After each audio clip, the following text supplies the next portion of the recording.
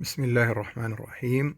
نبدأ بالقسمة المطولة، والقسمة هي العملية العكسية للضرب، وهنبدأ برقم مباشر وجدول الضرب المباشر اللي هو مثلا عندنا divide 18 تقسيم 9، وبالرجوع لجدول الضرب 9 ضرب 2 يساوي 18. إذن 18 تقسيم 9 يساوي 2. للتأكد لا بد من إجراء عملية الضرب اللي هو ضرب الناتج في المقسوم عليه، وهي تساوي 18. 2 ضرب 9 يساوي 18، ونطرح الباقي. كم؟ الباقي 0. إذن 18 تقسيم 9 يساوي 2. مثال آخر، divide 19 تقسيم 9. هذه نفس العملية. للتأكد أشوف ضرب 9 ضرب 2 يساوي 18، و18 هو أقرب رقم إلى 19 ولا بد أن يكون أقل منه. يعني لما لا يصلح أنه أقول 19 تقسيم 9 يساوي 3، لا بد أنه أشوف الرقم الأقل منه اللي هو 18. إذن الناتج خارج القسمة يساوي 2. وللتأكد أيضا 2 ضرب 9 يساوي 18، وبإجراء عملية الطرح مرة أخرى أطرح الباقي 1. إذن 19 تقسيم 9 يساوي 2 R1. R stands for remainder. remainder معناها الباقي. طيب مثال آخر، divide 270 تقسيم 9. هذا جدول الضرب.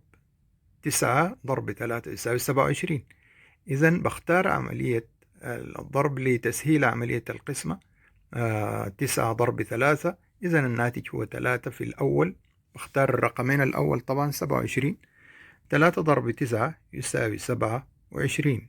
الباقي هو 0، وينزل الصفر الآخر اللي هو هنا، يبقى 0 تقسيم 9. لابد أنه أتذكر هذه المعلومة. 0 تقسيم 9 يساوي 9.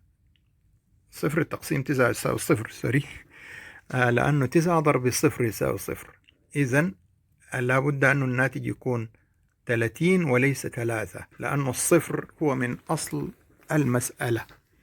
إذن 270 تقسيم 9 يساوي 3، يساوي 30 عفوا، يساوي 30. نعم. مثال آخر، نحن اخترنا جدول 9 للمقارنات بين الأرقام. هنا 405 أو 459 تقسيم 9. هأخذ الرقمين في الأول اللي هم 45. 45 الخارج القسمة هو 5. إذن 5 ضرب 9 يساوي 45، والباقي 0. الباقي 0. الخطوة اللي بعدها أنزل 9 هنا. 9 تقسيم 9 يساوي 1، لأنه 9 ضرب 1 يساوي 9، وأضرب 1 ضرب 9 الناتج 9، وبإجراء عملية الطرح مرة أخرى الناتج 0. إذن 459 تقسيم 9 يساوي 1.